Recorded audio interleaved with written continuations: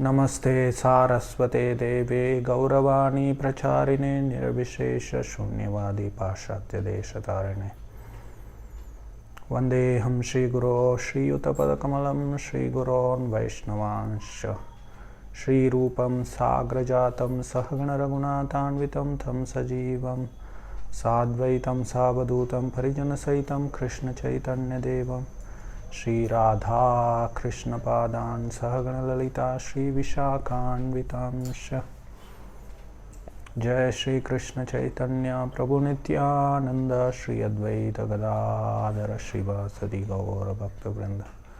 हरे कृष्णा कृष्णा कृष्णा हरे हरे, हरे राम राम राम हरे हरे। साधु साधु तदाय नति नीचो जगदाचिन्मां प्रेम। जयति जननिवासो देवकी जन्मवादो यदुवर परिषत्स्वेर्धोर्वीरस्यन्न धर्मं स्थिरचरव्रजिनग्नः सुस्मितश्रीमुखेन व्रजपुरवणितानां वर्धयन् कामदेवम्।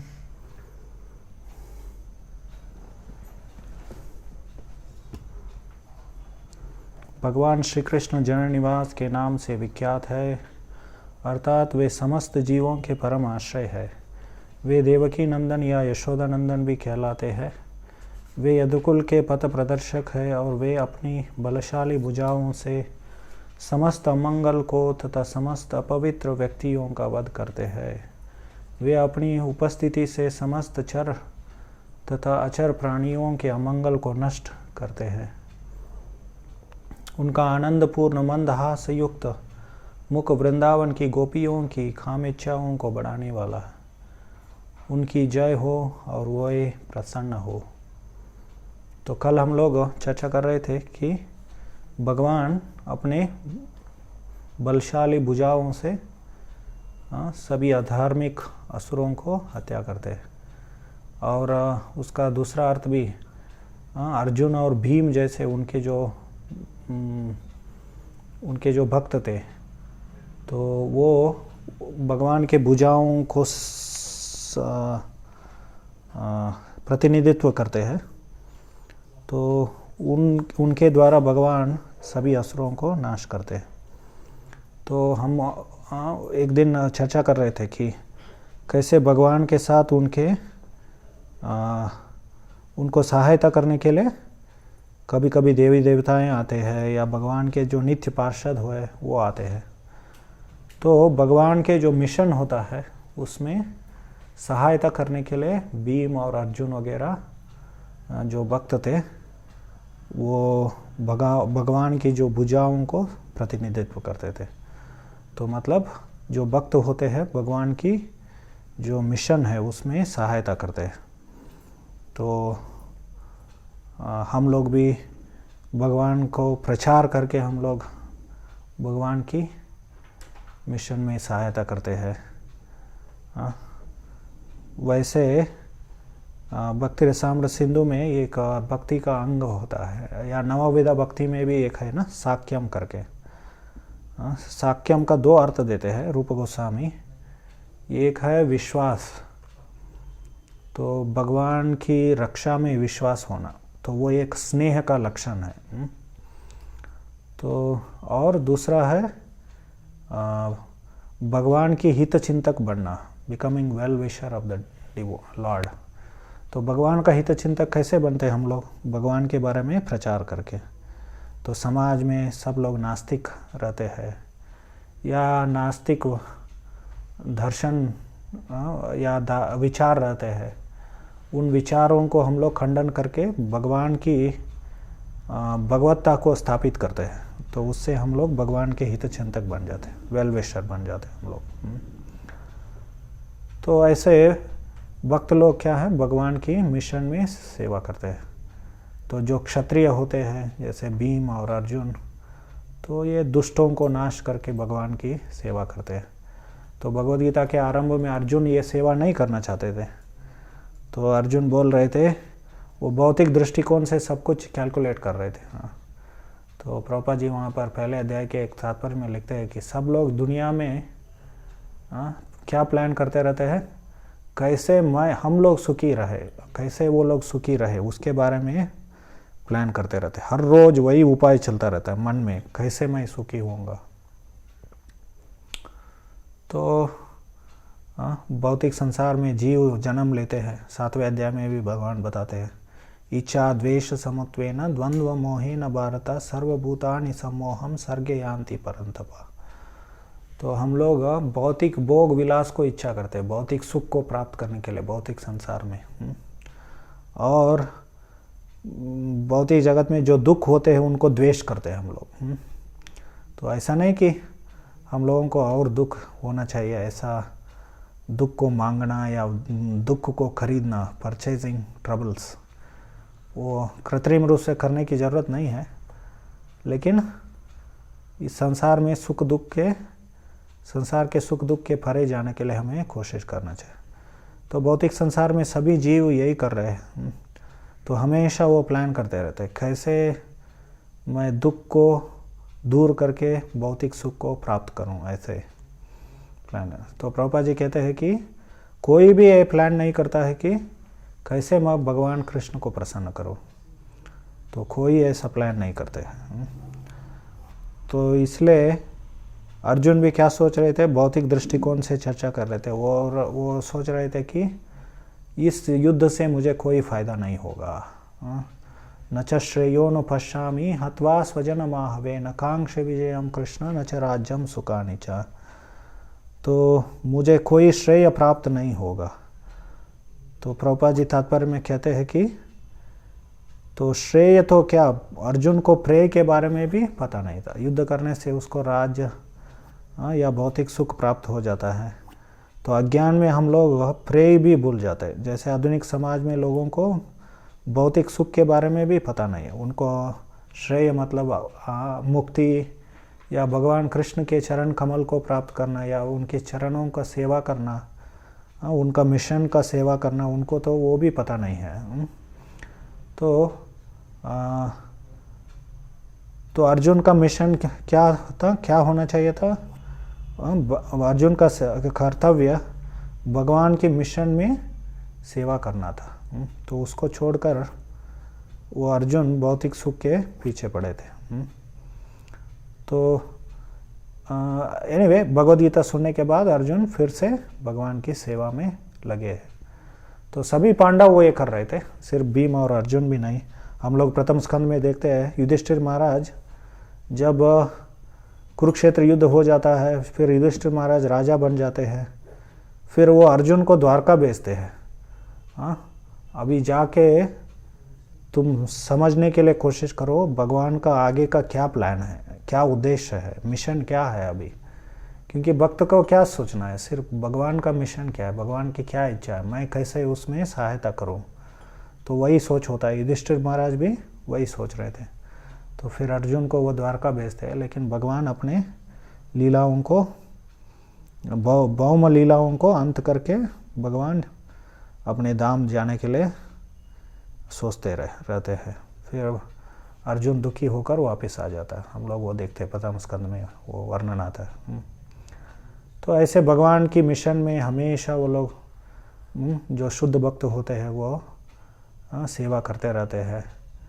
तो प्रभुपाद भगवद गीता के यदा यदा ही धर्मस्य श्लोक के तात्पर्य में लिखते हैं कि कभी कभी स्वयं भगवान नहीं आते हैं, प्रकट नहीं होते धर्म को स्थापना करने के लिए। वो अपने पुत्र को या अपने संदेशवाहक को, मैसेंजर, या अपने निजी सेवक को भेजते हैं ऐसे। तो हमारे सभी जो आचार्य थे वो भगवान के निजी सेवक थे। वो भगवान की ओर से दुनिया, इस विश्व में ये धर्म की स्थापना करने के लिए आते हैं, अधर्म को नष्ट करके। तो ऐसे भगवान करते हैं। तो इसके साथ साथ क्या हो जाता है, जब धर्म का स्थापना करते हैं तो भगवान, और विशेष करके जो भक्ति है, तो भगवान के शुद्ध भक्ति जो है वो परम धर्म है, सर्वोच्च धर्म है वो। तो उसको स्थापना करने से क्या हो जाता है, सभी जीवों का जो क्लेश है नष्ट हो जाते हैं। इसलिए अगला वाक्य श्लोक में क्या है, स्थिर चर व्रजिनग्नः। जो स्थिर और चर मतलब दो प्रकार के जीव होते हैं। जो एक ही जगह पर खड़े रहते हैं। स्थावर और जंगम कहते हैं, दूसरा शब्द है।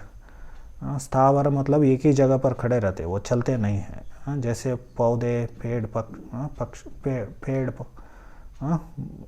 वृक्ष वगैरह, तो वो स्थावर है। जंगम मतलब चर बोलते हैं यहाँ पर, स्थिर और चर जो चलते हैं, पक्षी, पशु, मनुष्य। तो ये सभी जो विशेष सभी बद्ध जीवों का व्रजिनग्न, जो भौतिक क्लेश जो होते हैं, व्रजिन मतलब संसार दुख, ऐसे हमारे आचार्य वर्णन करते हैं विश्वनाथ चक्रवर्ती ठाकुर। व्रजिन शब्द का क्या अर्थ होता है? संसार दुख या क्लेश। तो ये भक्ति का, विशेष करके भक्ति धर्म का, कोई धर्म, सामान्य धर्म भी क्या है, धर्म करने से क्या हो जाता है, हम लोग धार्मिक बनने से भौतिक सभी जो क्लेश होते हैं वो पाप का लक्षण है, वो पाप का परिणाम होते हैं, वो प्रतिफल होते हैं। पाप करने से हम लोग हमें दुख और कष्ट आते हैं भौतिक संसार में। तो हम लोग धर्म पालन करेंगे तो सुख प्राप्त होता है। तो संसार में सुखी होने के लिए आजकल लोग क्या सोचते हैं, बहुत सारा पैसा होने से सुखी हो जाएंगे, ऐसे सोचते हैं। तो ये एक भ्रम है वो समाज में। आजकल आप न्यूज़ में देखेंगे तो ये वो एक भारत में एक स्कैंडल ये चल रहा है, वो नारकोटिक, क्या बोलते हैं उसको, NCB, narcotic control board, NCB। वो लोग इधर उधर छप्पा मार रहे हैं, और विशेष करके जो सिनेमा के तारे होते हैं वो लोग पकड़े जा रहे हैं अभी ड्रग स्कैंडल में, ड्रग स्कैंडल में। तो उनके पास तो पैसा कम नहीं है लेकिन फिर भी वो उनको सुखी होने के लिए ड्रग्स लेना पड़ता है, और वो पकड़े जाते हैं ड्रग्स, या पैसा कमाने के लिए या ड्रग्स ट्रैफिकिंग करते हैं। तो ऐसे हम लोग देखते हैं कि एक भ्रम है ये। तो भौतिक संसार में तो अंततोगत्वा सुख नहीं है भौतिक जगत में, दुकालयम भगवान ने बताया। लेकिन जो भी थोड़ा बहुत जो भौतिक सुख है वो धर्म पालन करने से प्राप्त होता है। तो द बेस्ट, तो धर्म या वर्णाश्रम धर्म को पालन करने से आपको अच्छा खाना पीना, पारिवारिक जीवन, ये सब जरूरत चाहिए, तो हमें वर्णाश्रम धर्म को पालन करना पड़ेगा। तो वर्णाश्रम धर्म के बिना भौतिक सुख को प्राप्त करने के लिए कोशिश करना क्या होता है, जैसे राम के बिना राम राज्य को प्राप्त करने के लिए कोशिश करना, ऐसा है वो तो वो पॉसिबल नहीं है। राम के बिना राम राज्य नहीं हो सकता है। वैसे ही वर्णाश्रम के ना भौतिक सुख नहीं मिलेगा। तो ऐसे धर्म को स्थापित करने से भगवान क्या है, जीवों का क्लेश को नाश करते हैं। और विशेष करके जो भक्ति धर्म, भागवत धर्म हम लोग जो कहते हैं सनातन धर्म, तो वो क्लेशाग्नि उसका एक लक्षण है। तो श्रील रूप गोस्वामी शुद्ध भक्ति के 6 लक्षण वर्णन करते हैं। तो आरंभ में भक्ति रसामृत सिंधु के आरंभ में क्लेशाग्नि शुभदा मोक्ष लघुता कृत सुदुर्लभ सांद्रानंद विशेषात्मा श्री कृष्ण आकर्षणी च स। तो वो कहते हैं कि शुद्ध भक्ति के 6 लक्षण होते हैं। पहला है कि वो क्लेशों को नाश करता है, अग्नि के समान उसको जला देती है, क्लेशाग्नि। तो जैसे अग्नि ईंधन को जला देते वैसे ही तो भक्ति क्या करती है, सभी क्लेशों को नष्ट कर देती है, जला देती है। तो हमारे जीवन में हम लोग भी भक्ति कर रहे हैं, फिर भी क्लेश आ रहा है, इसका अर्थ क्या है हमें और भी भक्ति करना चाहिए। तो वो अर्थ है, अभी भी पूरी तरह से हम लोग भगवान से शरणागत नहीं है। तो वो अर्थ है। कभी कभी जो बड़े चढ़े भक्त होते हैं उनके भी जीवन में बहुत सारे कष्ट आते हैं। हम लोग जो देखते हैं इतिहास में, महाभारत में या भागवत में बहुत सारे भक्तों को कष्ट आए, पांडवों को, परीक्षित महाराज को, द्रौपदी को, कुंती को। तो ऐसे हम लोग देखते हैं प्रहलाद को। तो लेकिन फिर भी वो भगवान की व्यवस्था है, क्योंकि हम लोगों को प्रेरणा देने के लिए उस स्थिति में भी हम लोग भक्ति कर सकते हैं, ऐसे समझाने के लिए भगवान भक्तों का लीलाओं को ऐसे व्यवस्थित करते हैं। तो वो हमें समझना चाहिए। तो ये पहला चीज़ है क्लेशाग्नि। देन शुभदा बहुत ही कल्याणकारी है। तो शुभदा में भी अलग अलग अर्थ होता है, अर्थ अलग अलग चीज़ होते हैं। भक्ति करने से बहुत ही वो दूसरों को कोई कल्याणकारी कार्य में लग जाता है, वेलफेयर वर्क में दूसरों को सहायता करता है, विशेष करके आध्यात्मिक दृष्टिकोण से। और बहुत ही आकर्षक हो जाता है भक्त, और उसके अंदर सभी सद्गुण प्रकट हो जाते हैं और बहुत आनंदित हो जाता है। ये शुभदा का 4 लक्षण होते हैं। तो फिर मोक्ष को भी बहुत ही तुच्छ बना देती है भक्ति। और इस भक्ति को विशेष करके भाव भक्ति को प्राप्त करना, भगवत प्रेम प्राप्त करना बहुत ही दुर्लभ है। और उसका नतीजा क्या होता है? सांद्रानंद, बहुत ही गाढ़ आनंद का अनुभूति होता है, और भगवान कृष्ण को भी आकर्षित करते। ये 6 लक्षण है। तो पहला हमें यहाँ पर क्या चर्चा कर रहे हैं हम लोग? तो जीवों के क्लेशों को नष्ट कर देते हैं भगवान। मतलब भक्ति को स्थापना करके, भगवत भक्ति को, भक्ति धर्म को, सनातन धर्म को स्थापना करके भगवान तो अलग अलग तरीके से वो स्थापना, विशेष करके भगवद गीता का प्रचार करके भगवान स्थापना करते हैं। भगवद गीता का सार है मन मना भव मद भक्तो मध्याजी माम नमस्करो मामयि वैश्यसी। और यहाँ पर उनके उपस्थिति से विशेष करके भगवान को जो भी देखते हैं वो लोग सभी उनका जो भी क्लेश है वो नष्ट हो जाते हैं। और इसका अंदरूनी भी अर्थ होता है स्थिरचर व्रजनिघ्न, मतलब जो वृंदावन में द्वारका में या हस्तिनापुर में जो भी भक्त थे, चाहे वो पेड़ पौधे पक्षी भी हो, वो भी भगवान के भक्त होते हैं। तो वृंदावन में सभी लोग भक्त होते हैं। गाय हो, जो वृक्ष हो, वृक्ष भी भगवान को फल देकर सेवा करते हैं, फल फूल वगैरह, बहुत सारे चीज़।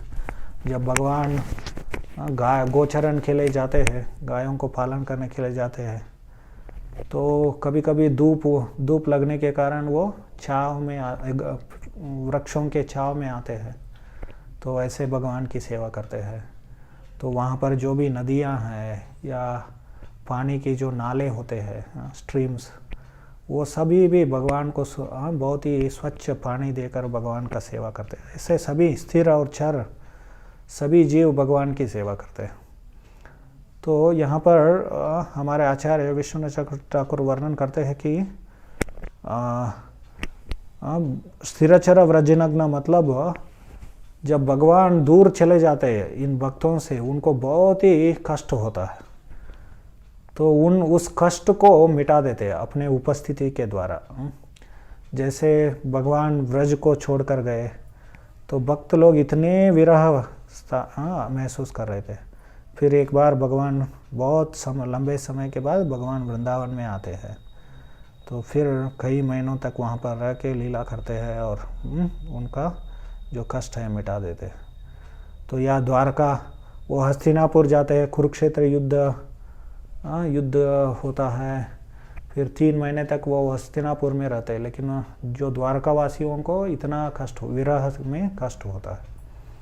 तो जब भगवान वापस द्वारका में आते हैं, पहले स्कंद में उसका बहुत अच्छी तरह से वर्णन आता है, तो वो लोग बहुत ही प्रसन्न हो जाते हैं। ऐसे भक्तों का कष्ट को नाश करते हैं स्थिरचर व्रजनिघ्न। और विशेष करके जो प्रेमी भक्त होते हैं, वो प्रेम में 2 चीज़ होते हैं। रूप गोस्वामी वर्णन करते हैं उसको, संभोग और विरह। संभोग मतलब मिलन होता है, भक्त लोग मिल जाते हैं भगवान से, और विरह मतलब भगवान से दूर हो जाते हैं। तो ये हमेशा चलते रहते हैं, संभोग विरह, ऐसे दोनों चलते ही रहते। तो जैसे एक कृष्णदास कविराज गोस्वामी चैतन्य चरितामृत में उदाहरण देते हैं, एक सर्प होता है, वो सीधा नहीं चलता है, ऐसे चलता है। तो भगवान और भक्तों के बीच में भी प्रेम ऐसे होता है, कभी अलग हो जाते हैं, कभी मिल जाते हैं। तो वो ऐसे प्रेम क्या हो जाता है, बढ़ जाता है। जब विरह में रहते हैं तो तीव्र हो जाता है प्रेम। तो ये मिलन और विरह का प्रेम होता है। तो हमेशा ये सभी जो भगवान के साथ जो संबंध रहते हैं, चाहे वो भगवान के मित्र हो, उनके माता पिता हो या उनके प्रेमिकाएं हो, तो उनके बीच में भगवान के साथ कैसे संबंध रहता है, ये विरह और मिलन होते रहता है हमेशा। जैसे भगवान कृष्ण सुबह होते ही क्या करते हैं, तैयार होकर, नहा धो के तैयार होकर, प्रसाद पाकर वो अपने ग्वाल बाल मित्रों के साथ तो गोचरण के लिए चले जाते हैं। तो तब वो ग्वाल बाल मित्रों का भगवान का मिलन रहता है। फिर जब शाम हो जाता है तो वो लोग अलग अलग अपने अपने घर में चले जाते हैं और भगवान अपने घर में जाते हैं, यशोदा और नंद महाराज के घर में जाते हैं। फिर तब वो ये ग्वाल बाल मित्रों को बहुत ही विरह महसूस होता है। वो रात भर सोते नहीं हैं, वो हमेशा देखते रहते हैं कब सुबह हो जाएगा, फिर से हम लोग कैसे भगवान को मिल जाएंगे, मिलेंगे भगवान को साथ हम लोग गायों को पालन करने के लिए जाएंगे। ऐसे रात भर वो जागे रहते हैं, हमेशा वो सुबह होने के लिए प्रतीक्षा करते रहते हैं। तो या जब भगवान गायों को लेकर चले जाते हैं तो यहाँ पर यशोदा, अन्य गोपियाँ जो रहते हैं या जो तरुण गोपियाँ रहती है, उनको विरह का महसूस होता है। तो ऐसे ये हमेशा, और शाम को हमेशा वो देखते रहते हैं कब भगवान आएंगे, कब भगवान आएंगे। तो और विशेष करके यशोदा माता को भी बहुत ही तीव्र विरह का महसूस होता है। फिर अन्य उनके जो मित्र गोपियाँ रहती हैं तो वो कहते हैं उनको अभी आ जाएंगे, अभी आ जाएंगे। शायद बीच में कुछ देवता लोग आ गए होंगे, उनको प्रार्थना करते होंगे, इसलिए थोड़ा देर हो रहा है। या गायों के जो चलने से जो धूल उड़ती है, गोधूली बोलते हैं ना उसको, सुबह शाम के उस समय को गोधूली समय भी काल समय बताया जाता है। मतलब गाय वापस घर आने की जो समय होती है, संध्या का समय, उसको गोधूली कहते हैं, शाम का जो समय होता है। तो उस समय में दूर से जब धूल उड़ता हुआ देखते हैं तो उनको थोड़ा सांत्वना मिलता है कि वापस आ रहे भगवान, वापस आ रहे करके। तो ऐसे हमेशा प्रेम में क्या होता है, विरह और मिलन का प्रेम होता रहता है। और जब विरह होता है तो ऐसा बाह्य दृष्टि से ऐसा लगता है कि बहुत ही कष्ट में है भक्त लोग, लेकिन वो भौतिक कष्ट नहीं है, भौतिक दुख नहीं है, वो एक पूरा आध्यात्मिक एक दुख है वो। जैसे रामायण में भी हम लोग देखते हैं, जब सीता मैया को ये दुष्ट रावण लेकर गया था तो भगवान भी विरह का अनुभूति कर रहे थे सीता मैया से। तो तब उनको बहुत कष्ट होता है, वहाँ पर रामायण में भी वर्णन आता है। कभी कभी लोग, भौतिकवादी लोग जब रामायण पढ़ते हैं तो वो लोगों को ये प्रेम के, भगवत प्रेम के बारे में पता नहीं है। भक्तों के बीच में, भक्तों का और भगवान के बीच में जो प्रेम का संबंध होता है उसके बारे में, ये भी एक विज्ञान है, वो उसके बारे में पता नहीं रहता है। और वो लोग सोचते हैं कि भगवान राम एक असाधारण व्यक्ति है, या मनुष्यों में जो कमियां होती है, किसी उनके प्रियतम व्यक्ति को या वस्तुओं को खोने के बाद जैसे दुख होता है, तो वैसे ही दुख को व्यक्त कर रहे करके भगवान को एक सामान्य व्यक्ति मानते हैं लोग। तो वो जानते नहीं है कि ये दिव्य आध्यात्मिक प्रेम के लक्षण है करके। तो उनको कष्ट हो जाता है। तो जब भगवान फिर से मिल जाते हैं तो बहुत ही आनंदित हो जाते हैं। तो यहाँ पर स्थिरचर व्रजनग्न मतलब जब भी भगवान बाहर जाते थे, दूर जाते थे भक्तों के साथ, वहाँ के जो पेड़ पौधे, गाय या जो भी भक्त होते हैं, अन्य जो मनुष्य होते हैं, द्वारकावासी या व्रजवासी, वो लोग, उन लोगों का दुखों को भगवान फिर से वापस आकर मिटा देते थे अपने उपस्थिति से। तो वो भी अर्थ है।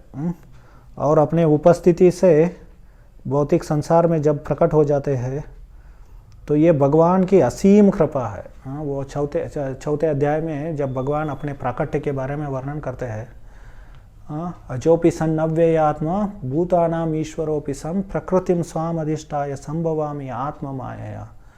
तो भगवान कहते हैं कि मैं अपने मूल रूप में आता हूँ, मूल प्रकृति में, मैं भौतिक शरीर लेकर नहीं आता हूँ, ऐसे भगवान कहते हैं। मैं अजन्मा हूँ, अजोपि सन् अव्यय आत्मा, कभी मेरा शरीर का नाश नहीं होता है, अव्यय आत्मा। तो ऐसे भगवान कहते हैं, वर्णन करते हैं। तो वहाँ पर अंतिम जो शब्द है आत्म माया, उसका हमारे आचार्य अलग अलग अर्थ बताते हैं। एक अर्थ है कि जीव गोस्वामी वर्णन करते हैं कि कृपा प्रचुरम, ऐसे कहते हैं। आत्म माया शब्द का अर्थ क्या है? कृपा प्रचुरम। तो बहुत ही असीमित कृपा के कारण भगवान भौतिक जगत में अवतार लेते हैं, प्रकट हो जाते हैं। और जो भी जीव, एक चीज़ तो उनके भक्त उनसे जो विरह महसूस करते रहते हैं, उनको बहुत ही सांत्वना मिल जाती है। वो प्रमुख उद्देश्य है क्यों भगवान भौतिक जगत में प्रकट हो जाते हैं, अपने भक्तों को सांत्वना करने के लिए या उनको प्रसन्न करने के लिए। तो प्रभुपाद जी तात्पर्य में वर्णन करते हैं, भगवान कंस को मारने के लिए नहीं आए, देवकी को प्रसन्न करने के लिए आए। या वह नरसिंहदेव के रूप में जब प्रकट हुए थे तो हिरण्यकशिपु को मारने के लिए नहीं आए, वो प्रहलाद को सांत्वना देने के लिए, क्योंकि वो इतने भक्ति में रत रहते हैं कि भगवान से विरह महसूस होना शुरू कर देता है। तो फिर वो भगवान उनको सांत्वना करने के लिए भगवान प्रकट हो जाते हैं। उसके साथ साथ कल जैसे हम लोग चर्चा कर रहे थे, वो आनुषंगिक कार्य, जो असुरों को हत्या करना जो आनुषंगिक कार्य है, वो भी कर देते हैं। तो और जीवों को स्थिर और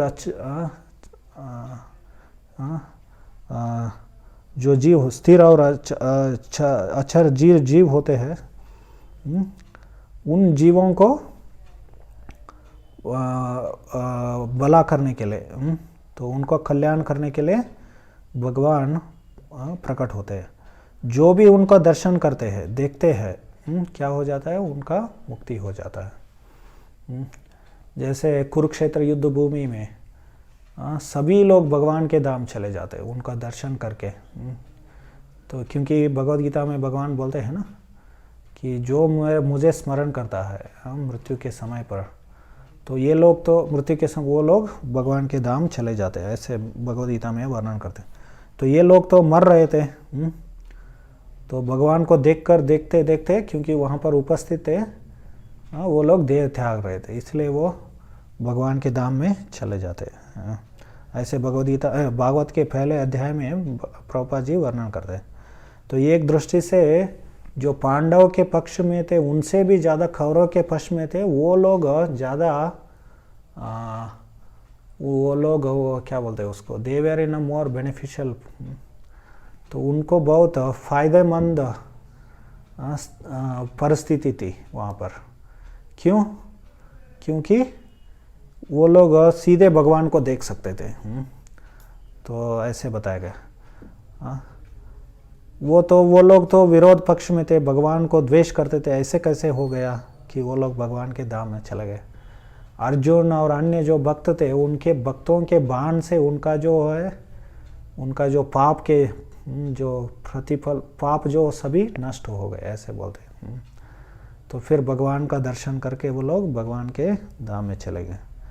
तो ऐसे वर्णन हम लोग, सो भगवान की उपस्थिति से क्या हो जाता है, ये सभी जीवों का जो क्लेश है या उनका दुर्भाग्य जो है, सो वो सभी नष्ट हो जाते हैं। तो यहाँ पर हम लोग क्या चर्चा, उनके उपस्थिति और उनको दर्शन करने से। तो अगला शब्द क्या है? सुस्मित श्रीमुखेन। सुस्मित श्रीमुखेन, उनके अपने सुंदर मुख कमल से भगवान, तो यहाँ पर मंदहास श्रीमुखेन शब्द का सुस्मित शब्द है ना। सुस्मित मतलब मंदहास युक्त, उनका आनंदपूर्ण मंदहास युक्त मुख से भगवान क्या करते हैं? सभी जीवों को उद्धार करते, जो भी उनका दर्शन करते हैं।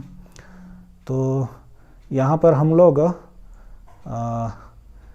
ये जो शब्द है सुस्मित श्री मुकेन, दर्शन करने से क्या लाभ होता है भगवान का, वो हमें पता चलता है यहाँ पर। तो सामान्यतः ये श्लोक को हमारे जो डीटी वर्शिप गाइड होता है, अर्च विग्रह सेवा करने की जो मार्गदर्शिका होती है, उसमें बताया जाता है। वो बेसिकली नारद पंचरात्रिक विधि से हम लोग अर्च विग्रह का सेवा करते हैं। फिर उसके आधार पर हरि भक्ति विलास को रचना किया गया। तो हरि भक्ति विलास, और जो भी हम लोग इस्कॉन में हो या गौड़िया मठ में, जो भी हम लोग ये जो मार्गदर्शिका जो बनाया जाता है कैसे अर्च विग्रह का सेवा करना चाहिए, तो वो हरि भक्ति विलास से या नारद पंचरात्र के आधार पर है।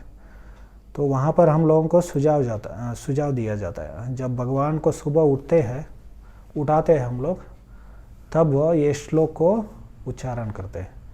तो क्यों उच्चारण किया जाता है? इसके कारण उनका आनंदपूर्ण मंदहास युक्त मुख से क्या हो जाएगा, सभी जीवों का जो दुर्भाग्य या क्लेश है वो क्या हो जाएगा, तो नष्ट हो जाएगा। मतलब हम लोग भगवान को प्रार्थना करते हैं कि आप उठ जाइए और आपका दर्शन, सभी जीवों को आपका दर्शन दीजिए, उससे उनका कल्याण हो। ऐसे तो हर रोज़ सुबह जब भगवान को उठाते समय ये श्लोक को हम लोग उच्चारण, ऐसे बहुत सारे श्लोक है, विशेष करके ये बहुत ही सुंदर है। तो हम लोग जब हम बेलगाम मंदिर में थे, हमारा एक सेवा था, सुबह भगवान को उठाना, वो सेवा था हमारा और मंगल आरती करना। तो हम हर रोज़ ये श्लोक बोलते थे भगवान को उठाते समय।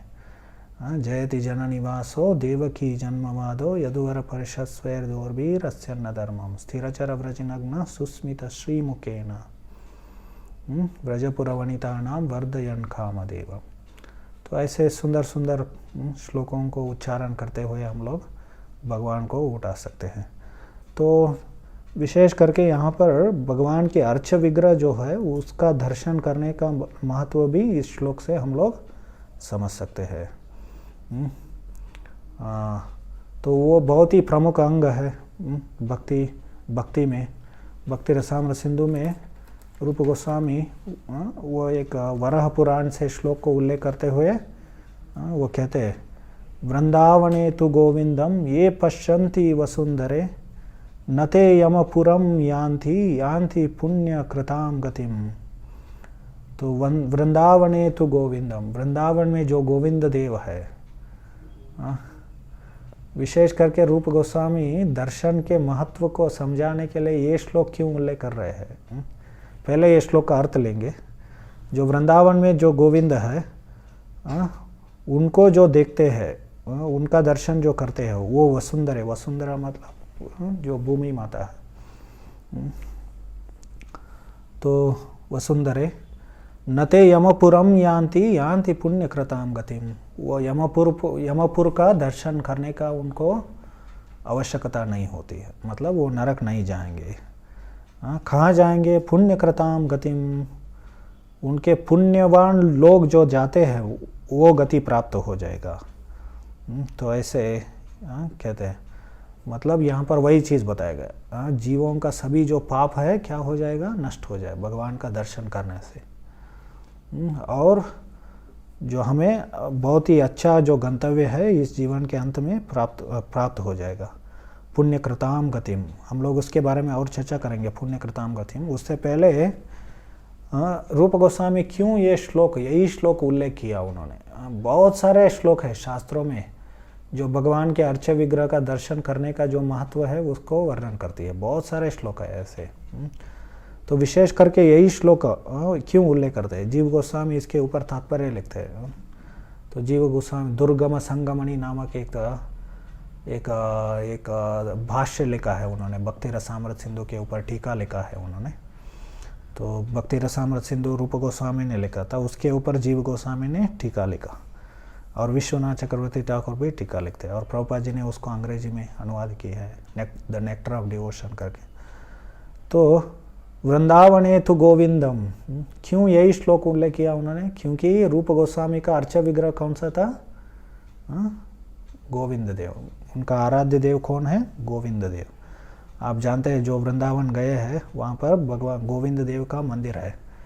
तो उन्होंने महाराज मान सिंह के, तो रजपूत राजा थे, उनके सहायता से 7 मंजिल का बड़ा मंदिर बनवाए थे रूप गोस्वामी गोविंद देव के लिए। मूलतः गोविंद देव का विग्रह 5000 साल पूर्व वज्रनाभ ने स्थापित किया था। वज्रनाभ जो भगवान कृष्ण के प्रपोते थे, ग्रेट ग्रैंडसन। तो उन्होंने बहुत सारे विग्रहों को स्थापित किए ब्रज के क्षेत्र में। तो ये गोविंद देव भी एक थे उसमें। तो लेकिन वो सब लुप्त हो गए थे। फिर हम जानते हैं सभी गोस्वामियों ने तो अलग अलग लीला स्थलियों को ढूंढ निकाले, भगवान के अलग अलग विग्रहों को भी ढूंढ के निकाल दिया। तो ये गोविंद देव को फिर से रूप गोस्वामी ने स्थापित किया और उनका वो आराधना किया करते थे। तो यहाँ पर वो जीव गोस्वामी वर्णन करते हैं कि तो बहुत ही तीव्र प्रेम और भाव से युक्त होकर उनके आराध्य देव भगवान गोविंद के स्मरण करके तो ये श्लोक को उल्लेख किया उन्होंने। तो मतलब इस श्लोक को उल्लेख करते करते फिनिश्ड। तो आनंद को महसूस कर रहे हैं ये उनका आराध्य देव गोविंद देव को स्मरण करते हुए। तो अंतिम जो श्लोक लाइन है, पुण्य कृताम गतिम यान्ति पुण्य कृताम गतिम, तो भगवान कृष्ण के दर्शन करके क्या जाएंगे? पुण्य कृताम गतिम। तो एक उसका हम लोग शब्दार्थ देखेंगे तो पुण्य कृताम मतलब, पुण्य कृताम गति मतलब ऊंचे लोक होते हैं। जो पुण्यवान लोग जहाँ कहाँ जाते हैं? तो ऊंचे लोक में जाते हैं।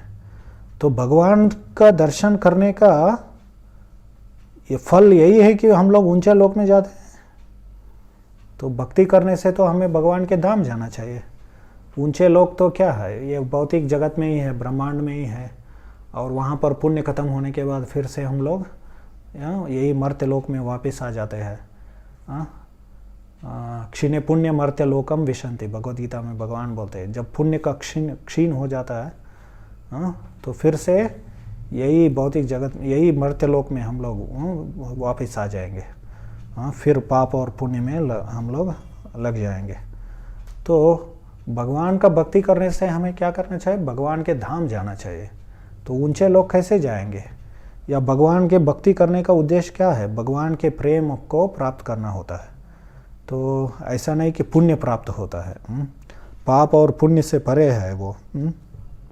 तो भौतिक जगत के पाप और पुण्य से परे होता है भक्ति। हम लोग कल भी चर्चा कर रहे थे, कर्म अकर्म विकर्म और अकर्म करके 3 प्रकार के कर्म होते हैं। पाप पुण्य और आध्यात्मिक भक्ति कार्य जो होते हैं उनको अकर्म कहते हैं। उनका कोई भौतिक फल नहीं मिलता है। तो पुण्य करने से भी भौतिक फल होता है और भाव बंधन होता है, क्योंकि अच्छे फल प्राप्त करने के बाद भी फिर से हमें उसको भोग करने के लिए यही भौतिक जगत में आना पड़ता है। इसलिए भगवद गीता में भगवान कहते हैं कि दोनों को त्याग दो, पाप और पुण्य को दोनों को त्याग दो, फिर सिर्फ भक्ति में लगे रहो, ऐसे बोलते हैं। तो लेकिन यहाँ पर भगवान का दर्शन करके हमें यान्ति पुण्य कृताम गतिम ऐसे कैसे होता है? तो श्रील प्रभुपाद जब अपने भक्ति रसामृत सिंधु के ग्रंथ में द नेक्टर ऑफ डिवोशन करके उन्होंने अंग्रेजी में जो अनुवाद किया, हिंदी में भी उपलब्ध है अभी, तो उसमें वो कहते हैं कि जो भक्त नहीं है, जो भक्त नहीं है, ऐसे ही कुछ आतुरता से, आकर्षण से कोई वृंदावन जाता है, जाके वहाँ पर गोविंद देव का दर्शन करता है, तो वो क्या चला जाता है? उनको आध्यात्मिक लोक में प्रवेश न मिलती होगी, कम से कम उनको कहाँ पर ऊंचे लोकों में जन्म प्राप्त हो जाता है। ऐसे प्रभुपाद जी उल्लेख करते हैं। तो ये अभक्तों के लिए भी ये लागू होता है। तो सिर्फ ऐसे कुछ आकर्षण से, कुछ ऐसा थोड़ा बहुत श्रद्धा से ऐसे चला जाता है तो भक्ति नहीं है, सीरियसली गंभीर भक्ति नहीं करते, तो वो लोग भी गोविंद देव का दर्शन करेंगे वृंदावन में, या कोई भी अर्चा विग्रह का, कोई मंदिर जाकर अर्चा विग्रह का दर्शन करेंगे तो वो लोग यम बंधन से मुक्त हो जाते हैं, नरक जाने से बच जाते हैं और ऊंचे लोकों में, स्वर्ग लोकों को प्राप्त हो जाते हैं। तो ऐसे श्रील प्रभुपाद जी वर्णन करते हैं। और विश्वनाथ चक्रवर्ती ठाकुर वो वर्णन करते हैं कि जो भौतिकवादियों को आकर्षित करने के लिए ऐसे अलग अलग शास्त्रों में भौतिक फल का वर्णन किया गया है। तो आजकल तो लोगों को स्वर्ग में जाना वो उनको पता ही नहीं है। आधुनिक वैज्ञानिक लोग वो संशोधन कर रहे हैं कि उन अन्य लोगों में जीव है क्या नहीं है। ऐसे मूर्ख, वो लोग भी एक बहुत बड़ा मूर्ख है वो लोग। तो यहाँ संसार में भी अलग अलग जगह पर, सभी जगह पर जीव है। हवा में जीव है, पानी में जीव है, और पृथ्वी के ऊपर जीव है। तो वही चीज़ को हम लोग, वही लॉजिक को थोड़ा विस्तार करेंगे तो हमें पता चल जाता है, तो सब जगह जीव है करके, सिंपल है लॉजिक। लेकिन ये मूर्ख लोग इतने सारे संशोधन करेंगे हम लोग तभी, तो वो सैटेलाइट भेजते हैं या ऐसे वो अलग अलग मशीन यंत्रों को भेजकर वहाँ पर जीव की उपस्थिति को इतने सारा करोड़ों करोड़ों करोड़ों रुपए क्या करते हैं, धन व्यर्थ करते हैं। वो चंद्रयान 2, चंद्रयान 3, या अमेरिका में वो लोग नासा लोग, अपोलो मिशंस, तो ये तो सब ऐसे करते हैं, व्यर्थ करते हैं। तो यहाँ पर वेद शास्त्रों में बहुत अच्छी तरह से तार्किक दृष्टि से वर्णन आता है कि कैसे हम लोग, सभी जगह जीव है। भगवद गीता में सर्वगत स्थान और अचलो यम सनातन, जीव सब जगह उपस्थित है, ऐसे भगवान कहते हैं। तो एनीवे, ये आधुनिक ज़माने में लोगों को तो पता ही नहीं है। और वो लोग सामान्यतः क्या सोचते हैं कि यही एक ही जीवन है, ये ख़त्म होने के बाद सब कुछ ख़त्म हो जाता है। लेकिन वैदिक समाज में कर्मी लोगों को ऊंचे लोकों में, जो कर्म मीमांसक होते थे या कर्मकांडी लोग होते थे, वो लोगों का जीवन का उद्देश्य होता था ऊंचे लोक में जाने के लिए, स्वर्ग लोक में जाना उनका उद्देश्य होता था। तो वो लोगों को आकर्षित करने के लिए यहाँ पर ऐसे वर्णन आता है कभी कभी वेद शास्त्रों में। लेकिन अंततो गत्वा रूप गोस्वामी इन सभी अंगों को वर्णन करने के बाद, भक्ति के अंगों को वर्णन करने के बाद वो कहते हैं कि कभी कभी उन शास्त्रों को, ये भक्ति अंगों को सिद्ध करने के लिए वो अलग अलग शास्त्र से कुछ श्लोक उल्लेख करते हैं। तो और वो कहते हैं कि इन श्लोकों में, शास्त्रों के श्लोकों में कभी कभी भौतिक फल का वर्णन किया गया है, लेकिन अंततो गत्वा भक्ति का ये उद्देश्य नहीं है भौतिक फल को प्राप्त करना, वो भगवत प्रेम प्राप्त करना ये भक्ति का उद्देश्य है, ऐसे रूप गोस्वामी वर्णन करते हैं। तो वो हम लोग यहाँ पर देखते हैं। और पुण्यकृताम गतिम, मतलब जो सवय पुंसा, जीव गोस्वामी भक्ति क्या है, सवय पुंसा परो धर्मो यतो भक्ति अधोक्षजे। तो सभी सर्वोच्च धर्म क्या है, वो है भक्ति करना। मतलब सभी धार्मिक नियमों में सर्वोच्च धार्मिक नियम क्या है, भक्ति है। इसलिए यहाँ पर पुण्य कर्म मतलब ये जो है भक्ति कार्य है, सर्वोच्च पुण्य कर्म है वो। तो इसलिए यहाँ पर पुण्य कर्म मतलब ये भौतिक पुण्य नहीं है, ऐसे जीव गोस्वामी वर्णन करते हैं। तो उसका नतीजा क्या हो जाता है, हम लोग भगवान के धाम जाते हैं या भगवान के प्रेम को प्राप्त करते हैं। एनीवे, कहने का मतलब है कि हम लोग भगवान के अर्च विग्रह का दर्शन करेंगे तो हम लोग यमराज के दर्शन करने से बच जाएंगे और भगवत प्रेम या भगवान के धाम को प्राप्त करेंगे, ऐसे वर्णन आता है। तो हम लोग आज यहीं पर रुकेंगे, फिर इसको कल आगे बढ़ाएंगे। हरे कृष्ण कृष्ण कृष्ण हरे हरे, हरे राम राम राम हरे हरे। वर्णन आता है कि ये सभी ज्ञान जो है वो शाश्वत है, कभी इनको लिखा नहीं गया था एक्चुअली। व्यासदेव ने वो उनको एडिटर बोलते हैं। एडिटर मतलब क्या करते हैं, पहले जो है उसी को वो लोग लिपि में स्क्रिप्ट में कन्वर्ट करते हैं। तो ये सब कुछ सब पहले से ही ज्ञान था ये। तो पहले उसको 4 वेदों को विभाजन करते हैं, विभाजन करके लिख डालते हैं उसको। ऐसा नहीं कि उन्होंने उसको रचना किया, ये शाश्वत है ये वेद।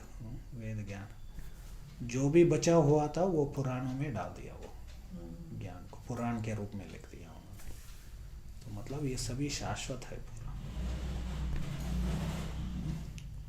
भागवतम ऐसा नहीं कि हाँ वो ऐसे आता है, इतिहास आता है कि उन्होंने लिखा करके, लेकिन वास्तव में ये भी शाश्वत है। तो ऐसे तत्व संदर्भ में जीव गोस्वामी सिद्ध करते हैं, वो अलग अलग जगह से उल्लेख करके, कैसे वेद व्यास ने बहुत सारे श्लोकों को उल्लेख करते हैं कि ये सिद्ध करने के लिए कि ये सभी पहले से ज्ञान था, जो भी बचा था 4 वेदों को लिखने के बाद उसको वो पुराणों के रूप में उन्होंने रचना किया ऐसा। ये शाश्वत है पूरा हमेशा। फिर हर कल्प में यही भगवान का लीला होता है, जैसे रामायण हुआ यही लीला होता है। थोड़ा बहुत अंतर हो सकता है, उसको संधि भेद कहते हैं, लेकिन सामान्यतः यही हिस्ट्री रिपीट्स इटसेल्फ, ऐसे अंग्रेजी में भी यही महाभारत कल्पों से होती आती है। हाँ वही होता है और कुछ नहीं होता है। लेकिन जीव अलग अलग होते हैं, कौन वो लोग भाग लेते हैं उसमें, वो अलग अलग होते हैं और थोड़ा बहुत अंतर है होता है। जैसे आप समुद्र मंथन लीला है, वो महाभारत में भी वर्णन आता है, भागवत में भी वर्णन आता है और रामायण में भी वर्णन आता है। इन तीनों वर्णनों में थोड़ा थोड़ा अंतर होता है। तो इसका अर्थ क्या है, वो अलग अलग युगों में जब हुआ था, वो दूसरे चतुर्युग में जब ये सब लीला होती है तो उसमें थोड़ा थोड़ा अंतर हो सकता है। तो लेकिन फिर बार बार यही होता है, इसको साइक्लिकल टाइम एंड हिस्ट्री बोलते हैं। तो ये काल चक्र होता है ना, ये बार बार वही होता है, आता रहता है। तो पाश्चात्य देश में भी लोग बोलते रहते हैं अंग्रेजी में हिस्ट्री रिपीट्स करके, लेकिन उनको पता नहीं कैसे वो रिपीट होता है। तो आजकल वो पाश्चात्य देश में 1500 साल से वो एक ईसाई धर्म का एक गुरु थे, उनका नाम था थॉमस एक्विनस, नहीं सेंट ऑगस्टिन करके, 1500 साल पूर्व ऑगस्टिन करके। उसने क्या कहा, समय ऐसे सीधा चलता है, ऐसे उसने बताया। तो अभी लोग कैसे सोचते हैं कि सृष्टि एक बार हुई है और वो आगे बढ़ रही है, ऐसे लोग सोचते हैं वहाँ पर पाश्चात्य देश में। इतिहास ऐसे सोचते हैं। पहले ज़माने में लोग बहुत मूर्ख थे, जंगल में रहते थे और शिकार करके खाते थे। अभी हम लोग प्रगति कर रहे हैं, ऐसे सोचते हैं। लेकिन हमारे इतिहास में ये काल चक्र के अनुसार कलयुग जो अंतिम काल है और लोग अधोगति के अंदर जा रहे हैं ऐसे। तो हर कलयुग में इतना पतन हो जाता है इंसान का। हाँ, लेकिन इस कलयुग विशेष है क्योंकि चैतन्य महाप्रभु आते हैं इसमें।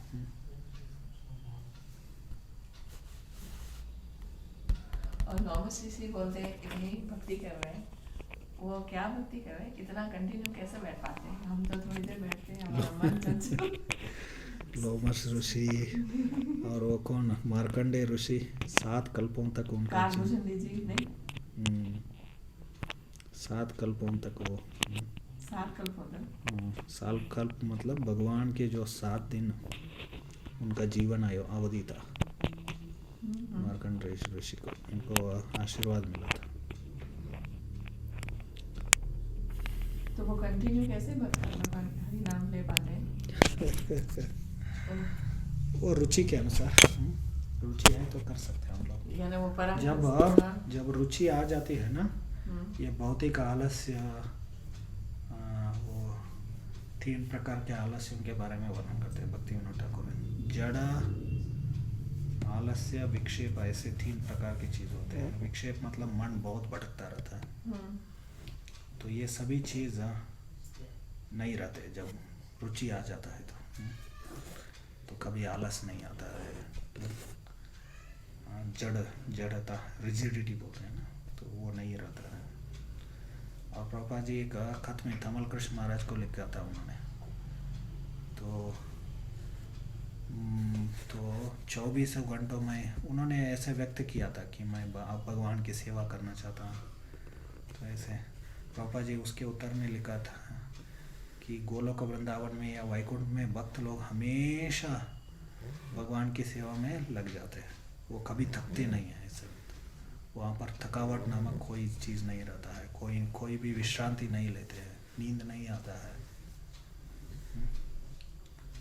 तो यहाँ पर भी हम लोग धीरे धीरे आगे जब बढ़ते हैं तो ये हम लोग भी उस स्तर पर आ सकते हैं। तो भागवत में एक जगह वर्णन आता है कि अलग अलग चीज़ों से अलग अलग इंद्रियों का, मन का, अलग अलग चीज़ों से क्या हो जाता है, शुद्धता आता है, शुद्ध हो जाता है।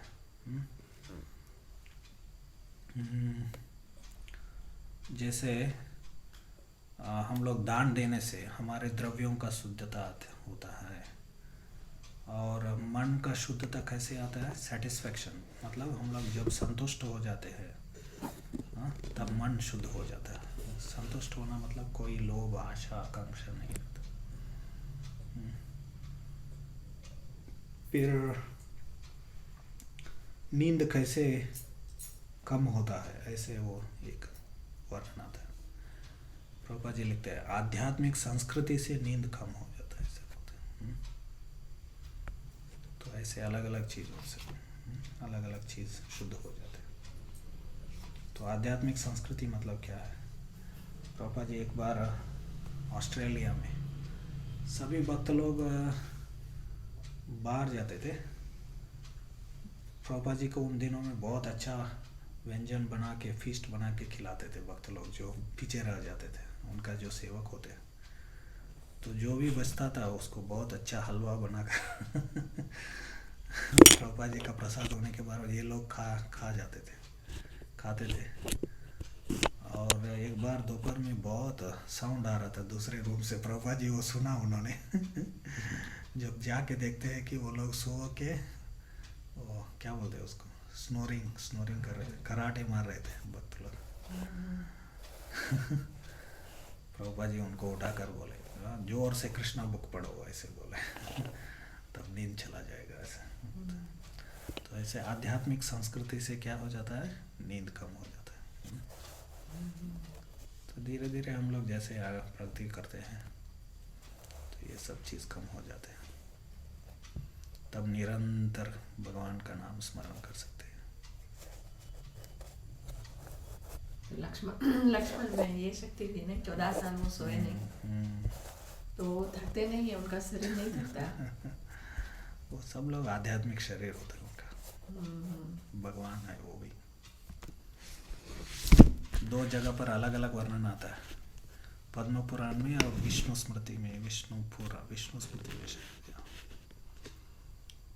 तो पद्म पुराण में वर्णन आता है कि वासुदेव, संकर्षण, अनिरुद्ध, प्रद्युम्न, ये चारों जो चतुर्व्यूह थे वो दोनों चारों राम, लक्ष्मण, भरत, शत्रुघ्न बनकर आए।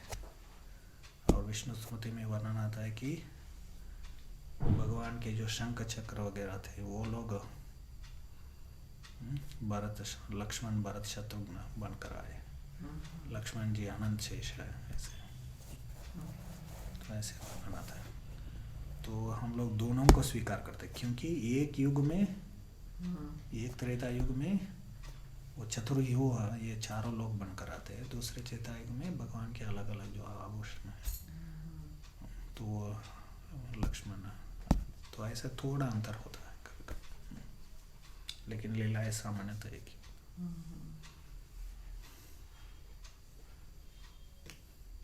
एक कल्प में कितने मनवंतर आते हैं प्रभु जी? 14 मन लोग आकर 14 लोग आकर जाते हैं। प्रभु जी उसके ऊपर कथा करें मनवंतर वगैरह सब वर्णन करने वाले। बहुत अच्छा। कल आपको यहीं से क्लास देना है तो यहीं से दीजिए प्रभु जी, ऐसे ही रखें हम। कल मैं कंटिन्यू करूँगा, देखेंगे क्या होता है।